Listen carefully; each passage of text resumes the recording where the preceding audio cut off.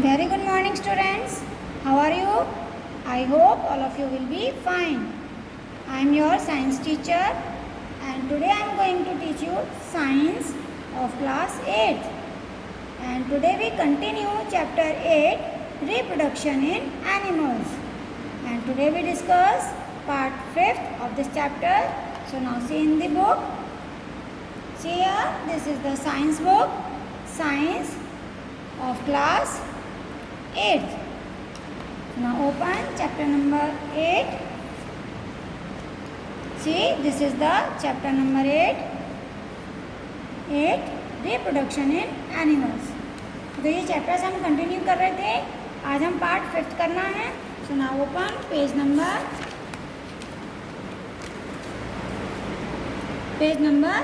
80. See here, page number 80. And we start from here. Life cycle of animals. Animal की जो life cycle है उसके बारे में हम स्टडी करेंगे. So let's start. Fertilization in many animals takes place outside the body of the female. देखिए, जो जानवर हैं कुछ कई जानवर ऐसे होते हैं जिनमें फर्टिलाइजेशन यानी कि जो एग्स होते हैं मेल और फीमेल के, उनका फर्टिलाइज यानी कि जो दोनों मिक्स होते हैं उसे कहते हैं फर्टिलाइजेशन, जैसे जाइगोट बनता है.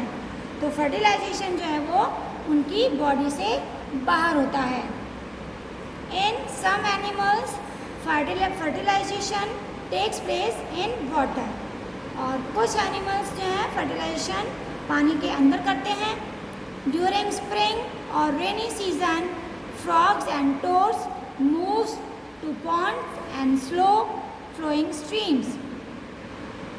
बरसात के समय बच्चों या स्प्रिंग सीजन में जो फ्रॉग्स होते हैं वो पॉन्ड्स में यानी कि तालाबों में, झरनों में पानी में चले जाते हैं और वहाँ पर फिर वो हैं male and female come together in water. तो मेल फ्रॉग और फीमेल फ्रॉग दोनों ही पानी के अंदर जाते हैं और वहाँ पर वो एक दूसरे से मिलते हैं और मिलकर वो बहुत सारे यानी कि हंड्रेड्स ऑफ एग्स, मतलब एक बार में 100 से भी ज़्यादा यानी 100 से भी ज़्यादा एग्स वो देते हैं.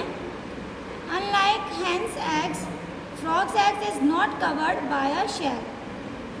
अब बच्चों, जो फ्रॉग के जो एग्स होते हैं वो थोड़ा हैन के एग से डिफरेंट होते हैं, क्योंकि हैन का जो एग होता है वो शेल से कवर्ड होता है, लेकिन जो फ्रॉग के एग्स होते हैं उनमें शेल नहीं होता, उनके एग्स बिना शेल के होते हैं.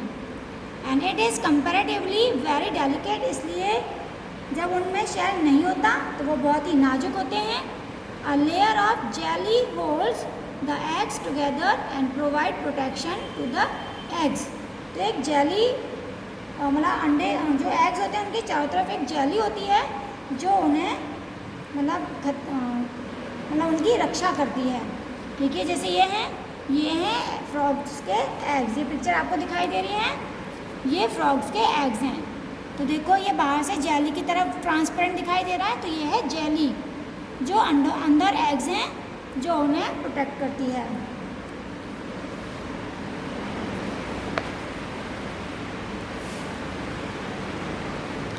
As the eggs are laid the male deposit sperms over them. जैसे ही बच्चों फीमेल फ्रॉग अंडे देती है, उसके बाद जो मेल फ्रॉग होता है वो उन अंडों के ऊपर अपने स्पर्म्स को छोड़ देता है, यानी कि अपने एग्स वो उसके ऊपर निकाल देता है. So each sperm swim randomly in water. तो उसकी बॉडी से जो स्पर्म यानी कि एग समझ लीजिए, जो स्पर्म है वो पानी में चारों तरफ मूव करने लगते हैं with the help of its long tail. क्योंकि स्पर्म्स जो मेल के स्पर्म्स होते हैं उनमें हेड और टेल 2 पार्ट्स होते हैं. The sperms comes in contact with the eggs. फिर वो जो स्पर्म्स मूव करते हैं तो वो अंडे के कांटेक्ट में आते हैं जो फीमेल ने दिए थे, और जैसे ही वो एग्स के कांटेक्ट में आते हैं, so this type of fertilization in which the fusion of a male and a female gamete takes place outside the body. तो मेल के स्पर्म और फीमेल के एग दोनों मिलकर फिर एक नया एग बनाते हैं जिसे हम जाइगोट कहते हैं. तो ये क्या हो गया इनका फर्टिलाइजेशन। तो ये कहाँ हो रहा है बच्चों, फ्रॉग्स की बॉडी के बाहर पानी के अंदर हो रहा है। Female body is called the external fertilization. तो इस तरह जो फर्टिलाइजेशन फीमेल की बॉडी से बाहर होता है उसे हम एक्सटर्नल फर्टिलाइजेशन कहते हैं। And it is very common in aquatic animals.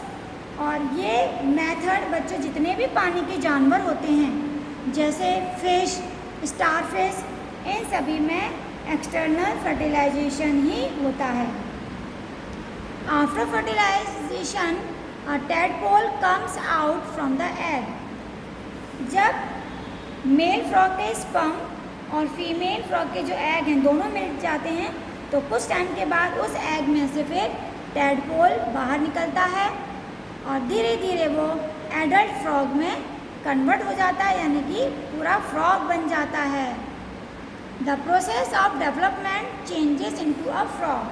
तो एक टैडपोल से लेकर फ्रॉग बनने तक उसमें जो चेंजेस हुए हैं उसे हम कहते हैं मेटामॉर्फोसिस। तो देखिए यहाँ पे लाइफ साइकिल दिखाया हुआ है।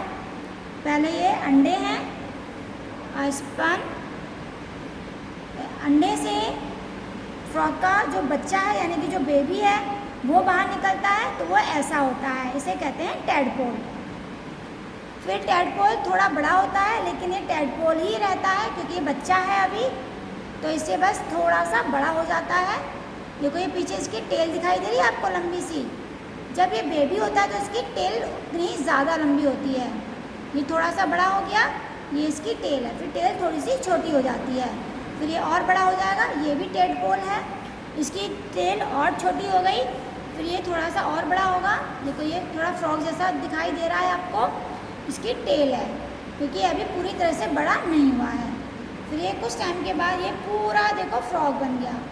जैसे ही ये एडल्ट फ्रॉग का मतलब ये पूरा बड़ा हो जाता है तो इसकी जो टेल है वो देखो इसमें है नहीं है, वो गायब हो जाती है, यानी कि पूंछ हट जाती है। तो ये बन गया हमारा एडल्ट फ्रॉग यानी पूरा बड़ा वाला फ्रॉग। तो ये था फ्रॉग का लाइफ साइकिल। इसी तरह से बच्चों लाइफ साइकिल बटरफ्लाई का भी होता है। ये आपको पिक्चर दिखाई दे रही है, ये बटरफ्लाई के लाइफ साइकिल की है। इसमें भी देखिए जो बटरफ्लाई है, पहले वो देखो ये एग होता है बटरफ्लाई का, एग से ये बटरफ्लाई का एक मतलब वो कीड़ा सा निकलता है, ठीक है। तो ये फिर जब थोड़ा बड़ा होता है देखो ये इस तरह से दिखाई देता है, एग्स हैसेज इनटू अ कैटरपिलर। ये जो कीड़ा होता है आपको कीड़े की तरह दिखाई दे रहा है ना, इसे कहते हैं कैटरपिलर। यानी एग में से जो बच्चा निकलता है उसे हम कैटरपिलर कहते हैं। ये थोड़ा सा बड़ा हो गया लेकिन ये क्या है, कैटरपिलर।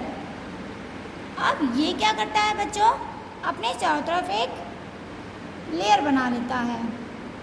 तो जब ये लेयर बना लेता है तो उसे कहते हैं ककुन, यानी अपने लार्वा से अपने आप को ढक लेता है। तो ये इसका बाहर का जो कवर है लार्वा का, ये होता है ककुन। अब ये इससे बाहर निकलता है, इसे हम कहेंगे प्यूपा। अब इससे जब भी निकलेगा तो देखो ये बटरफ्लाई बाहर आ गई। The pupa sheds its skin many times by a process known as the molting. फिर इसके अंदर से जब ये बटरफ्लाई बाहर निकलती है तो इसे कहा जाता है मोल्टिंग। अब ये बटरफ्लाई धीरे धीरे उड़ना सीखेगी, थोड़ी और बड़ी हो जाएगी, तो ये है एडल्ट बटरफ्लाई। तो ये पूरी बटरफ्लाई बन गई। तो इस तरह से इसका ये जो है लाइफ साइकिल है। इसी तरह से tadpole looks very different from the adult frog. ये मैंने जैसे आपको यहाँ पे जो पिक्चर दी उसमें समझा दिया है कि जो टैडपोल होता है बच्चों वो फ्रॉग की तरह दिखाई नहीं देता। सिमिलरली द कैटरपिलर और the pupa of silkworm looks very different from the adult moth. तो इसी तरह से बच्चों जो सिल्कवॉर्म होते हैं या बटरफ्लाई होती हैं उनका जो कैटरपिलर होते हैं वो एडल्ट बटरफ्लाई की तरह दिखाई नहीं देते। and looks very different from adult moth. The features that are present in the adult are not found in these young ones. और जो बॉडी पार्ट्स बड़े होने के बाद उनके बॉडी में होते हैं वो बेबी की बॉडी में फीचर्स नहीं होते हैं. Now next is asexual reproduction. अभी जो हमने बच्चे जो पढ़ा रिप्रोडक्शन वो था हमारा सेक्सुअल रिप्रोडक्शन, जिसमें 2 पेरेंट्स की ज़रूरत होती है, एक मेल और एक फीमेल, चाहे वो एनिमल हो, चाहे वो प्लांट हो, चाहे वो ह्यूमन बींग्स हो. अब है असेक्सुअल रिप्रोडक्शन. इसमें भी बच्चों बेबी को जन्म दिया जाता है, लेकिन इसमें एक पेरेंट की ही ज़रूरत होती है, 2 की ज़रूरत नहीं होती. तो reproduction in which only a single parent is involve is called asexual reproduction. जिस रिप्रोडक्शन के लिए सिर्फ एक ही पेरेंट्स काफ़ी है, दूसरे की ज़रूरत नहीं है, उससे बेबी बन जाता है, उसे कहा जाता है असेक्सुअल रिप्रोडक्शन. इस तरह का रिप्रोडक्शन किसमें होता है? हाइड्रा और अमीबा में. अब देखिए हाइड्रा में किस तरह से होता है, ये आपको पिक्चर दिखाई दे रही है, ये है हाइड्रा की पिक्चर्स. अब इनमें किस तरह से मतलब एक हाइड्रा से दूसरा हाइड्रा यानी कि जो बेबी होगा इसका वो कैसे बनेगा. देखिए each hydra there may be 1 और मोर बल्जेस. देखो हर हाइड्रा में एक या एक से ज़्यादा बल्जेस होते हैं, यानी कि ये आपको उठा हुआ पार्ट दिख रहा है बच्चों, ये वाला, ये जो पार्ट है, ये वाला पार्ट, इसे कहते हैं बल्जेस. तो हर हाइड्रा में एक या एक से ज़्यादा बल्जेस होते हैं. These bulges are the developing new individuals and they are called birds. और इनमें से देखो ये थ्रेड की तरह स्ट्रक्चर निकाल देते हैं, तो इसमें से बर्ड्स निकलते हैं ना, अमीबा. और इसी में से बच्चों देखो ये था, इसमें से ये निकलेंगे. अब ये यहाँ से टूटकर जैसे ही मिट्टी में गिरेगा, जैसे यहाँ से देखो ये टूट गया, टूट के ये अलग हो गया, और ये मिट्टी में जैसे ये मिट्टी में टच होगा यानी कि मिट्टी में गिरेगा, तो वहाँ से भी नया हाइड्रा बनना शुरू हो जाएगा. तो इस तरह से एक हाइड्रा से दूसरा हाइड्रा बनकर तैयार हो गया. अब अमीबा में किस तरह से होता है, देखिए ये आपको पिक्चर्स दिखाई दे रही हैं, ये है amoeba. Amoeba is a single celled organisms. Amoeba की बॉडी एक सिंगल सेल की बनी हुई होती है. It begins the process of reproduction by the division of its body into 2. इसमें से इसका बेबी कैसे बनेगा, ये अपनी बॉडी के ही 2 पार्ट्स कर देता है, यानी आधे आधे, हाफ इधर, इसके जब अपनी बॉडी से 2 पार्ट्स कर देता है तो वो उसका दूसरा बेबी बन जाता है. Each part receiving a nucleus. देखो ये जब ये सिंगल होता है तो इसमें ये ब्लैक दिखाई, ये है न्यूक्लियस. जैसे हमारी बॉडी में ब्रेन होता है मेन पार्ट, इसी तरह से अमीबा की बॉडी में ये न्यूक्लियस होता है जो इसकी हर एक्टिविटी को कंट्रोल करता है. तो जब इसके ये 2 पार्ट्स होंगे तो ये न्यूक्लियस भी 2 होते हैं. तो देखो 2 न्यूक्लियस हो गए यहाँ पर. जैसे ही 2 न्यूक्लियस होंगे तो इसकी बॉडी बीच में से कटनी शुरू हो जाएगी. देखो ये बीच में से इस तरह से ये कटनी शुरू हो गई, और जैसे जैसे ये कटेगी तो ये धीरे कुछ टाइम के बाद बिल्कुल अलग अलग हो जाएंगे. ये अलग हो गया और ये अलग हो गया. तो एक अमीबा से देखो 2 अमीबा बन गए. फिर इसी तरह से इसमें से 2 बनेंगे और इसमें से 2 बनेंगे, यानी कि हर बार एक अमीबा में से 2 अमीबा डिवाइड हो जाते हैं. तो इस तरह से अमीबा में रिप्रोडक्शन होता है. तो एक अमीबा से बच्चों कितने अमीबा बनते हैं? 2. तो इसलिए इन्हें कहा जाता है बाइनरी फिजन, यानी the type of reproduction in which an animal reproduce by dividing into 2 individuals is called binary fission. यानी एक ऑर्गेनिज्म से जब 2 ऑर्गेनिजम्स बनते हैं उसी की बॉडी से, तो ये जो फ्यूज़न होता है इसे हम कहते हैं बाइनरी फिजन. कभी कभी बच्चों क्वेश्चन होता है कि बाइनरी फिजन किस में होता है. तो बाई का मतलब होता है बच्चों 2, यानी 2 पार्ट्स में डिवाइड होना. तो बाइनरी फिजन हमेशा अमीबा में होता है, ये आप ध्यान रखिएगा. So this chapter is completed. So thank you, have a nice day.